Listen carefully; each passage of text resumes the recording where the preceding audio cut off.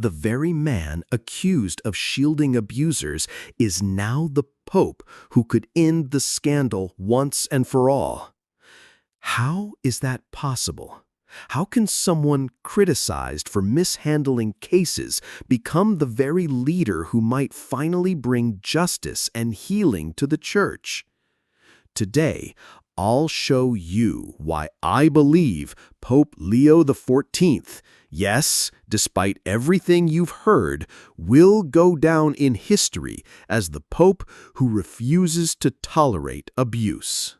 When Cardinal Robert Prevost stepped onto the balcony of St. Peter's Basilica on May 8, 2025, the world saw history. The very first U.S.-born Pope, taking the name Leo XIV. The crowd in St. Peter's Square erupted in cheers, and the global media declared a new chapter for the Catholic Church. But even as the white smoke cleared, a storm was already brewing. Within hours, major outlets like CNN ran headlines not about celebration, but about sexual abuse mishandling allegations from his past. Survivor networks, such as Snap, the survivors network of those abused by priests, released urgent statements, saying they had filed a formal complaint to the Vatican weeks before the conclave. Their words were striking. They had, quote, grave concern over Prevost's record in both the United States and Peru. Why? Because in Chicago, survivor groups alleged that as head of the Augustinians, he allowed a priest accused of abuse to remain in ministry too long, and even approved housing another priest with restrictions near an elementary school. In Peru, critics say he didn't adequately investigate the claims of 3 young women who reported abuse by priests in Chiclayo. The People.com report highlighted Snap's frustration that someone with what they described as a checkered record was elevated at a moment when survivors were still pleading for structural reform. In their words, this decision signals to survivors that the Vatican still does not understand the depth of the crisis. So just imagine it, the first American pope in history, elected in an age of hope for renewal, and yet within hours, survivor advocates were already protesting his election, warning that his past raised serious doubts about the Church's credibility. That's the paradox we're entering into. Is Pope Leo XIV a man whose past failures disqualify him from leading reform? Or is he, by virtue of that very history, uniquely prepared to confront the crisis head-on? Now let's break down the specific allegations that cast a shadow over Pope Leo XIV's election. These aren't vague criticisms. They come from survivor testimony, legal settlements, and watchdog groups who have tracked clergy abuse for decades. Back in 2000, Father James Ray had already been restricted by the Archdiocese of Chicago after allegations of sexual abuse of minors. He wasn't supposed to be around children. Yet survivor advocates claim that under Robert Prevost's leadership of the Augustinians, Father Ray was allowed to live in an Augustinian residence just blocks from an elementary school. According to People.com's investigation, Snap argues that this decision put children at risk, and they insist Prevost bears responsibility. The Vatican has since pushed back, saying that Prevost himself did not approve the arrangement. Still, for survivors, the damage was done. The optics alone were devastating.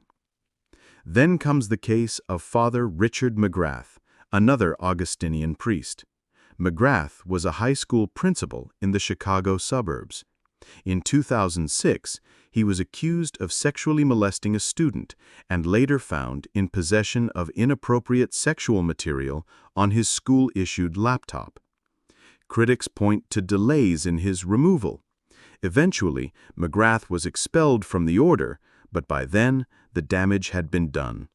The family of the student sued, and the case ended with a $2 million settlement, one of the largest involving an Augustinian priest. For groups like Snap, This was proof that leadership under Provost had failed to act swiftly or transparently when young people were at risk. Fast forward to Peru, where Provost served as Bishop of Chiclayo between 2015 and 2023. Here, the accusations take a different shape. In 2018, 3 women came forward, saying that when they were minors back in 2007, they were sexually abused by priests in the diocese.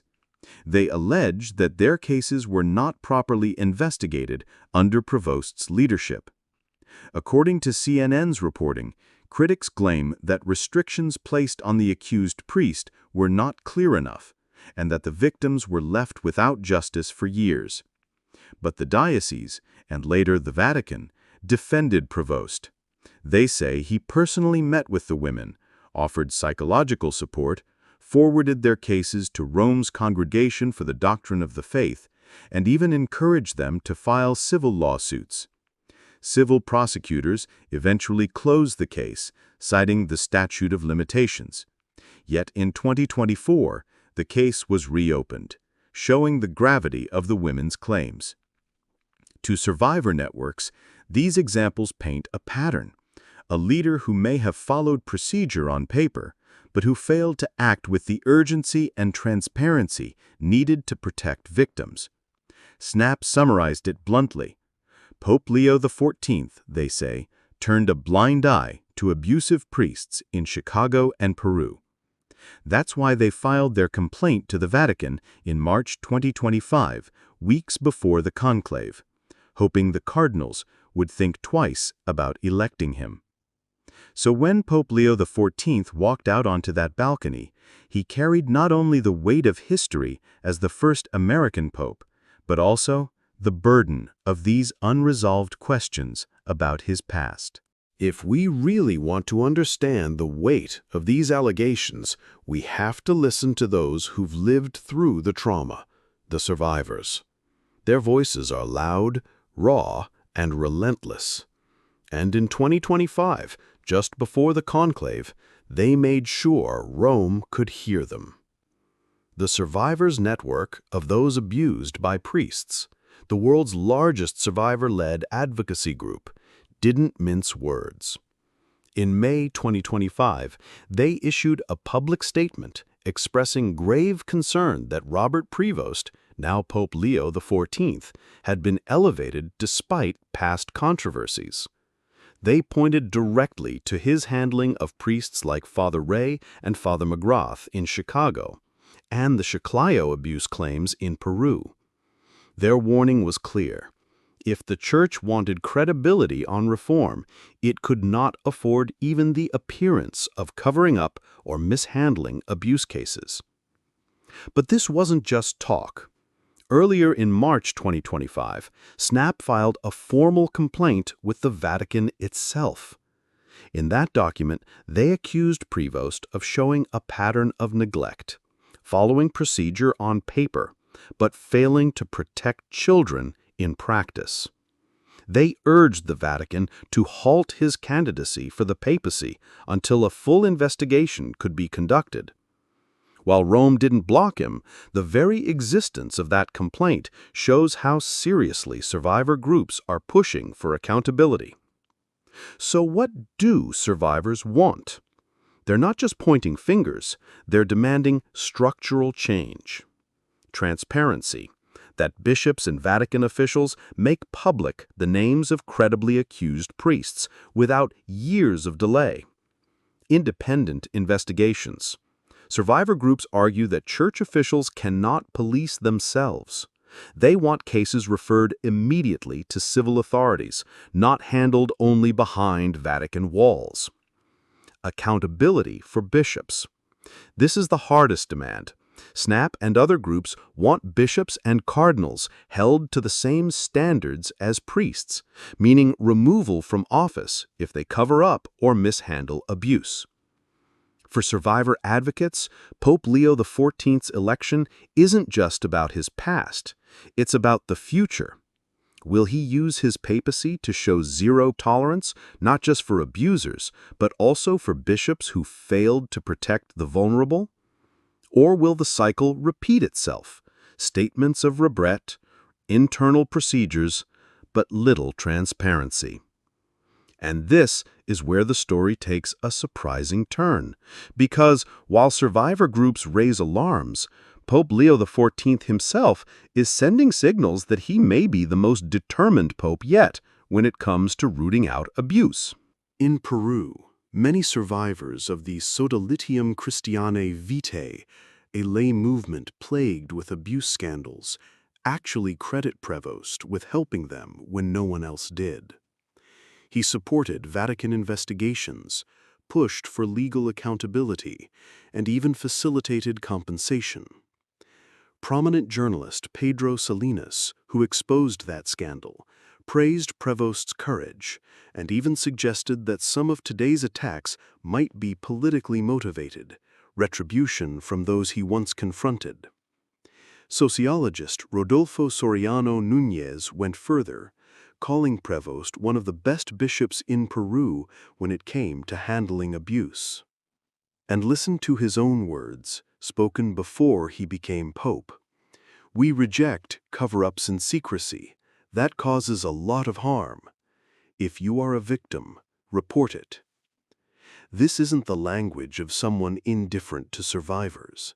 This is a man who has wrestled with these crises firsthand. Now, step back and think about the paradox. The man accused of being weak on abuse cases is now sitting on the chair of Peter, with the power to end the cycle once and for all.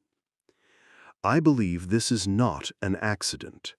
Sometimes God chooses unlikely instruments for his greatest missions. Moses was once a fugitive before he became a deliverer. Peter himself denied Christ before becoming the rock of the church. So yes, Pope Leo XIV's past is complicated, but perhaps it is precisely that history, those failures, those hard lessons, that makes him the pope who cannot afford to ignore survivors, cannot afford to hide the truth, and cannot afford to tolerate abuse. And that is why I believe he will rise to this hour. So, let's return to where we started. How can the man accused of shielding abusers also be the one who ends this nightmare for the church? Because God often writes straight with crooked lines. Because leadership forged in controversy can become leadership driven by conviction. I believe Pope Leo XIV will go down not as a protector of the past, but as a reformer for the future. Not because he is flawless, but because he knows, more than anyone, what is at stake if he fails. And now the choice is ours. Will we give up on the Church in despair, or will we pray for Pope Leo XIV, trusting that God's grace can work even through human imperfection? That choice belongs to us, and history will be watching him.